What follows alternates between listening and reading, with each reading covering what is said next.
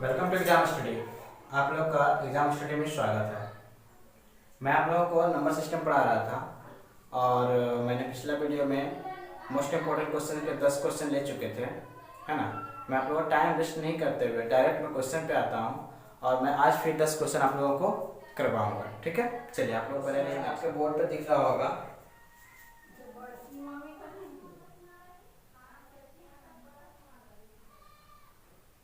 पहला क्वेश्चन क्या कह रहा है, चलिए देखिए।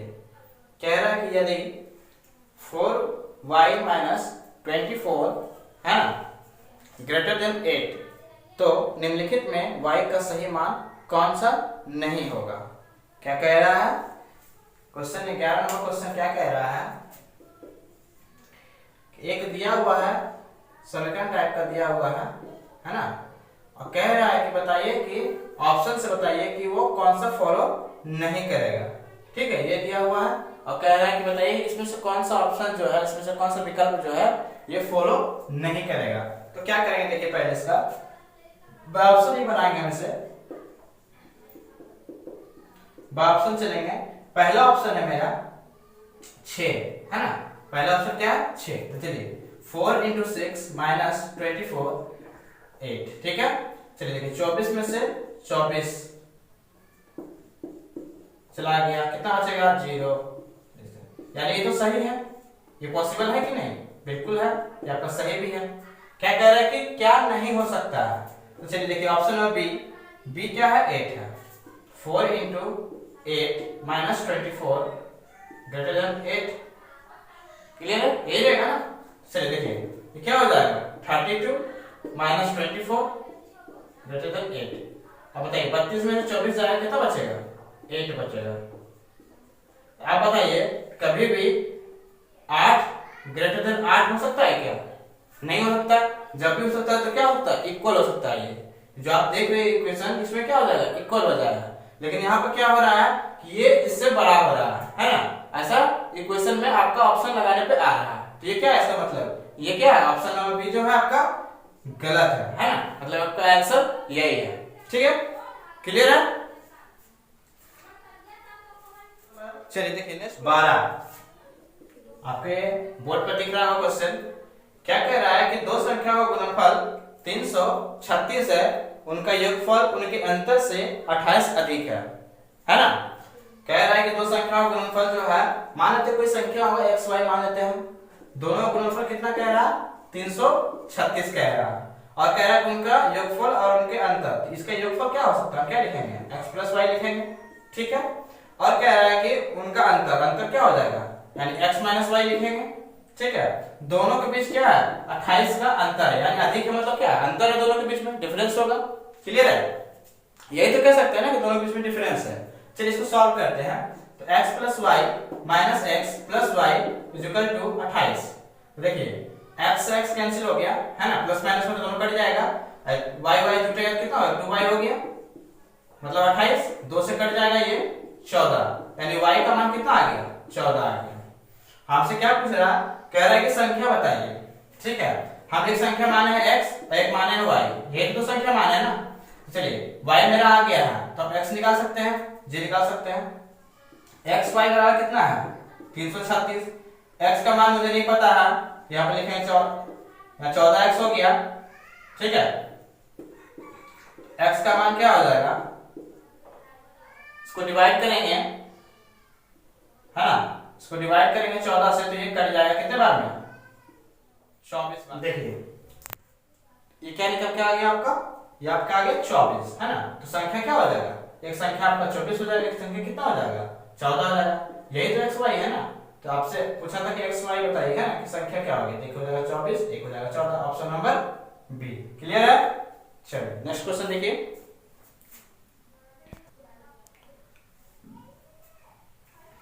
क्वेश्चन नंबर 13 क्या कर रहा है कि धनात्मक पूर्णांकों 60 और 100 के बीच कितनी अभाज्य संख्या होगी। तो आप लोग बताइए कि अभाज्य संख्या किसे कहते हैं। तो हम कहें कि अभाज्य संख्या उसे कहते हैं जो अपने आप से कटता हो और सिर्फ एक से कटता हो, क्लियर है। जो अपने आप से कटता हो और सिर्फ एक से कटता हो उसे हम क्या बोलते हैं, अभाज्य संख्या बोलते हैं। तो क्या कह रहा है कि 60 और 100 के बीच में कितनी अभाज्य संख्या है। चलिए देखिए आवाज संख्या हम लिखेंगे यहाँ पे कितने कितने हो जाएंगे, तो बोलेंगे कि 61, 67, 71, 73, 79, 83, 87 है ना, और आपका हो जाता है 97। 1 2 3 4 5 6 7 8, टोटल कितनी संख्या होगी 8। क्लियर है? ऑप्शन नंबर क्या हो जाएगा आपका डी हो जाएगा। समझ गए होंगे आप लोग, है ना। चलिए नेक्स्ट क्वेश्चन देखिए क्या है। 14 क्या कह रहा है कि 1 पर पावर 5 माइनस 1, 2 पर पावर 5 माइनस 2, 3 पर पावर 5 माइनस 3, इसी तरह से करते हुए 1 पर power 5 minus 5 dot dot dot dot है ना एन तक। कह रहा है कि बताइए कि प्रत्येक पद को ठीक ठीक विभाजित करती है, यानी कौन सी संख्या जो है प्रत्येक पद को विभाजित करेगी। क्या कह रहा था पहले लिख लेते हैं। चलिए 1 पर पावर 3 माइनस 1, 2 पर पावर 5 माइनस 2, सॉरी 1 पर पावर 5 था ना, हाँ 3 पर पावर 5 माइनस 3 अप टू कहां तक n पर पावर 5 माइनस n तक, है ना। चलिए अगर 1 पर पावर आप 5 कीजिएगा तो कितना आएगा, तो कहेंगे 1 आएगा, 1 माइनस 1। 2 पर पावर 5 कीजिए कितना आएगा 32 आएगा। 3 पर पावर 5 कीजिए कितना आएगा, तो कहेंगे 243 आएगा, है ना, ऐसे 2 से। अब देखिए ये क्या हो जाएगा 0, ये हो गया 30 और ये क्या हो गया 240। अब ऑप्शन से देखिए, बाय ऑप्शन चलेंगे हम लोग। अब बाय ऑप्शन चलेंगे तो क्या कह रहा है कि बृहत्तम यानी कि बड़ी से बड़ी संख्या कौन सी है जो सबको डिवाइड करेगा, है ना, प्रत्येक पद को डिवाइड करेगा। चलिए हम सबसे पहले इसमें क्या लेते हैं 120 को लेते हैं। आप देखिए कि अगर 120 हम लेते हैं, ऑप्शन नंबर डी लेते हैं, सबसे बड़ी संख्या वही है 120। अगर ऑप्शन नंबर हम डी ले रहे हैं 120 ले रहे हैं, तो 20 से क्या होगा, ये आपका नहीं डिवाइड होगा, ये आपका डिवाइड हो जाएगा। तो क्या होगा 20 फॉलो 120 जो है वो फॉलो नहीं करेगा। चलिए ऑप्शन नंबर सी लेते हैं, तो ऑप्शन नंबर सी में है 30 से आप इसे डिवाइड करेंगे तो हो जाएगा डिवाइड, इसे भी करेंगे डिवाइड हो जाएगा। क्लियर है? तो ऑप्शन नंबर क्या हो जाएगा इसका, ऑप्शन नंबर हो जाएगा सी। ठीक है, उम्मीद करते हैं आप लोगों को मेरी बात समझ में आ रही होगी, तो प्लीज लाइक और शेयर जरूर करें, है ना। चलिए नेक्स्ट क्वेश्चन देखते हैं। क्वेश्चन नंबर 15, चलिए आपके बोर्ड पर दिख रहा होगा। कह रहा है कि 10 वर्ष की अवधि में खर्च हुए तेल की बैरल की संख्या दुगनी हो जाती है यदि सन 1940 में 20 बैरल तेल खर्च हुआ तो सन 2000 में बी के कितने गुने बैरल तेल खर्च होगा। क्या कह रहा है कि 1940 में 20 गुना, कितना गुना 20 गुना तेल खर्च होती है। ठीक है, तो देखिए हर क्या कह रहा है कि हर 10 साल के बाद वो क्या होता है, वो दुगुना हो जाती है। अगर हम 1950 में हैं तो कितना हो जाएगा, ये 2p हो जाएगा, होगा कि नहीं होगा। अगर हम 1960 में चले गए तो कितना हो गया, 4p हो गया। 1980 में गए तो कितना हो गया सॉरी 70 में गए तो कितना हो गया, तो 8p हो गया। और उसके बाद 1980 में गए तो 16p, 1990 में गए तो 32p, और क्या कह रहा है कि 2000 बताइए कितना था, तो 32 दूना 64, यानी कि 64 गुना था। कितना था वो, 64 गुना था। क्लियर है, ऑप्शन नंबर ए। चलिए नेक्स्ट क्वेश्चन देखिए। क्वेश्चन नंबर 16 क्या कह रहा है कि एक परीक्षा में एक विद्यार्थी प्रत्येक सही उत्तर देने के लिए 4 अंक पाता है, ठीक है, और प्रत्येक गलत उत्तर देने के लिए 1 अंक होता है। उसने सभी 75 प्रश्नों का हल किया है और 125 अंक प्राप्त किए, तो उसके द्वारा हल किए गए सही प्रश्नों की संख्या क्या होगी। क्लियर है? चलिए पहले क्या कह रहा है पहले उसे हम लिखेंगे। मान लेते हैं कि कोई विद्यार्थी होगा, माना विद्यार्थी क्या करता है कि x प्रश्न जो है वो सही बनाता है। x प्रश्न क्या करता है, सही बनाता है। क्लियर है? और 75 माइनस x क्वेश्चन जो है वो गलत बनाता है। अब आप सोच रहे हैं 75 माइनस x कैसे हो गया, बाबा उसने टोटल क्वेश्चन सही कितने किए थे, 75 ही तो सही किए थे ना। जब सॉरी बनाए थे कितने, वो 75 ही बनाए थे ना। जब उसमें से x सही किया है इसका मतलब क्या होगा कि 75 में से x जाएगा तो गलत किया होगा ना वो, उसमें से ही कुछ गलती किया होगा ना वो, ठीक है। चलिए उसके बाद क्या कह रहा है कि जो प्रश्न सही कर रहा है ना उस पे उसे 4 नंबर मिलता है, जो गलत कर रहा है उस पे नंबर उसका 1 कटता है। चलिए इसको गुना कर देंगे 4 से, तो कितना हो गया 4x हो गया, क्लियर है। माइनस इसको आप 1 से गुना करेंगे तो क्या हो जाएगा, यही रह जाएगा है। अब टोटल कितना हुआ अंक ला रहा है, टोटल वो अंक ला रहा है 125 अंक ला रहा है, यही तो कह रहा था ना।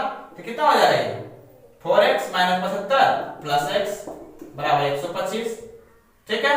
तो 5x माइनस 75 बराबर 125, 5x बराबर इधर चला जाएगा जुड़ जाएगा दोनों में, कितना हो जाएगा 200, 5 से कटा दीजिएगा तो कितना आ जाएगा 40, यानी x का मान कितना आ गया 40 आ गया।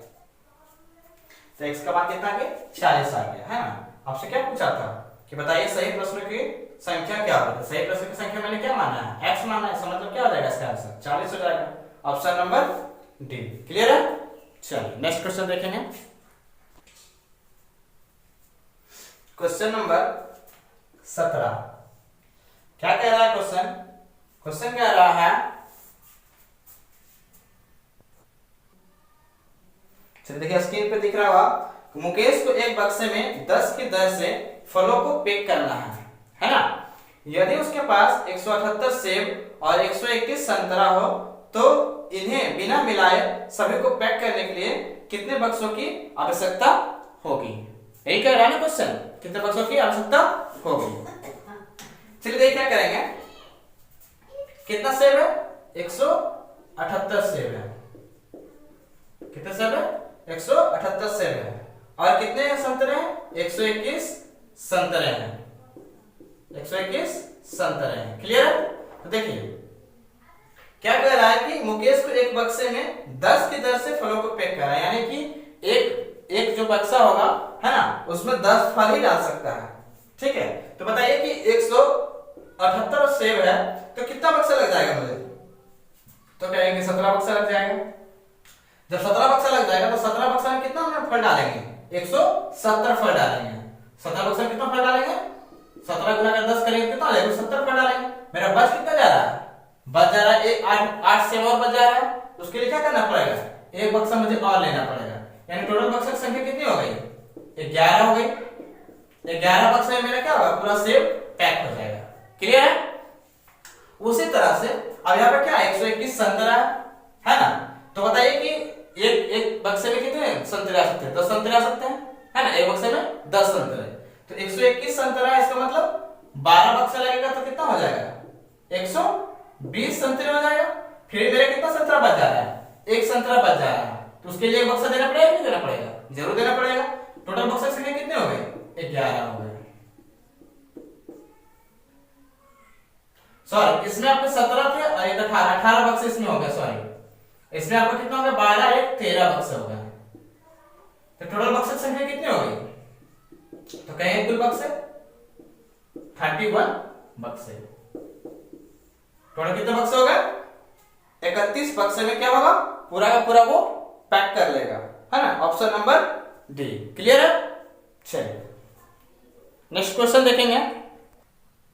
क्वेश्चन नंबर 18 क्या कह रहा है कि राणा का वजन उसकी बहन श्यामा से 140 पाउंड अधिक है, उनका संयुक्त वजन 200 पाउंड है, तो राणा का वजन कितना है।